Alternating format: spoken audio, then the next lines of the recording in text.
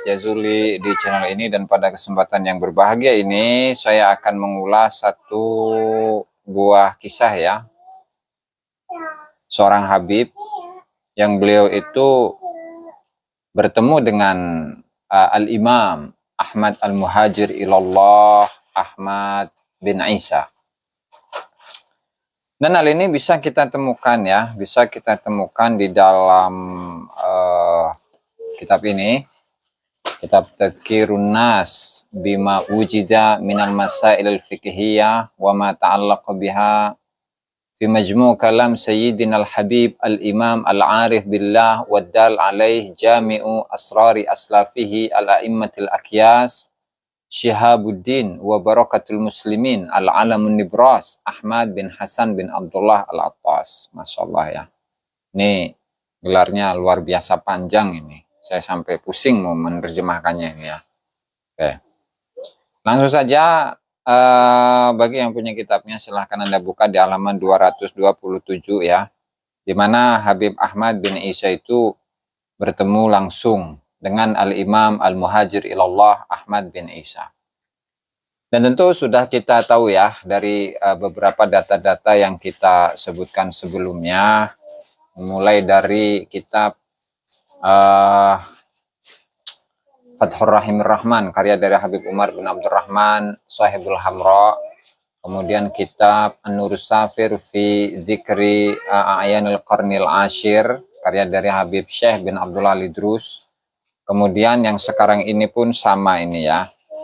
Kalau dua kitab tersebut itu menjelaskan seperti yang sudah saya jelaskan sebelumnya. Adapun di dalam kitab ini beliau Habib Ahmad bin Hasan Al-Attas itu ya menceritakan tentang beliau sendiri, di mana beliau mengatakan wara'aitu Sayyidana Ahmad bin Isa radhiyallahu anhu, dan saya melihat ini atau bermimpi melihat bertemu dengan Ahmad bin Isa Al-Muhajir Ilallah radhiyallahu taala anhu. Fasyakautu ilaih. Maka saya mengadu kepadanya mayulaqihi ahlul baiti minal mihan, apa yang ditemui oleh atau apa yang didapati oleh para ahlul bait. Jadi para ahlul bait maksudnya itu adalah kalangan Ba'lawi, yang mana mereka itu selalu mendapati mihan, ujian-ujian secara terus-menerus. Nah, seperti sekarang ini misalkan ya, ini dikatakan sebagai ujian karena nasabnya sedang dibicarakan oleh orang sedunia, khususnya dipimpin oleh Kiai Haji Imaduddin Utsman Al-Bantani. Itu merupakan ujian itu ya. Nah, beliau bertanya, kenapa seperti itu? Para Habib-Habib Ba'lawi itu selalu mendapatkan ujian. Wasal Tuhanil hawaditsil haliyah matatazul.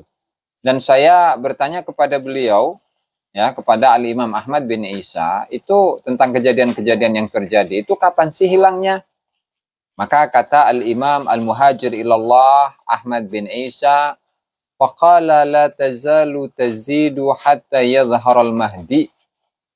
Itu akan terus bertambah, ujian-ujian, cobaan-cobaan untuk para habaib, untuk para Ba'lawi, itu akan terus-menerus bertambah, akan senantiasa bertambah sampai Imam Mahdi itu muncul, sampai Imam Mahdi itu datang. Sehingga ketika Imam Mahdi itu datang, watazulu fatazulu bizuhurihi, maka dengan kemunculan Imam Al-Mahdi, maka ujian-ujian, cobaan-cobaan, dan fitnah-fitnah itu akan hilang dengan adanya Imam Mahdi. Kemudian wa amarana bil i'rad, sehingga untuk fitnah, ujian, cobaan ya, itu beliau memerintahkan Al-Imamul Muhajir Ilallah Ahmad bin Isa itu memerintahkan kepada kami, kepada kita gitu, kepada beliau ya Habib Ahmad bin Hasan Al-Attas untuk bil i'rad, untuk berpaling. Jadi nggak usah memperdulikan. Buat taghaful andalika, dan pura-pura nggak tahu, pura-pura bego, begitu. Waluzumi ta'ah, dan konsisten, kontinu dalam melaksanakan ketaatan kepada Allah Subhanahu wa taala. Wasunnati wal jamaah, dan juga melazimi akidah atau pemahaman Ahlus Sunnah wal Jamaah. Subhanallah, itu sangat cocok sekali ya dengan yang terjadi di saat ini tentang yang beliau Habib Ahmad bin Hasan Al-Attas, yang ketika beliau itu bertemu langsung dengan Al-Imam Al-Muhajir Ilallah Ahmad bin Isa, beliau mewasiatkannya seperti itu, bahwa fitnah-fitnah itu akan selalu terjadi, fitnah-fitnah itu tidak akan berhenti sampai datangnya Imam Mahdi, ya, yang ada di akhir zaman. Sehingga beliau memerintahkan kepadanya, kepada beliau, kemudian juga kepada para Habib-Habib Ba'lawi, untuk apa? Untuk berpaling dari ini semua, dari fitnah-fitnah itu semua. Kemudian tanpa memperdulikannya, sementara mereka itu berkonsisten, istiqomah, dakwah, melaksanakan ketaatan, dan menapaki langkah dari para ulama ahlus sunnah wal jamaah. Begitu ya, itu adalah wasiat dari Al-Imam Al-Muhajir Ilallah Ahmad bin Isa kepada Habib ini. Kemudian tidak hanya Al-Imam Al-Muhajir Ilallah Ahmad bin Isa saja, tetapi yang beliau temui itu adalah putranya juga. Oh, cucunya, maaf, cucunya ya. Yaitu siapa namanya? Al-Imam Alwi bin Ubaidillah bin Ahmad bin Isa. Beliau bertemu langsung dengan beliau, wa safahtuhu, ya, dan saya bermusafahah, bersalam-salaman dengan Imam Alwi, nah, yang merupakan leluhur dari Ba'alwi ya. Fasafahtuhu inda darihil ma'ruf bisumal.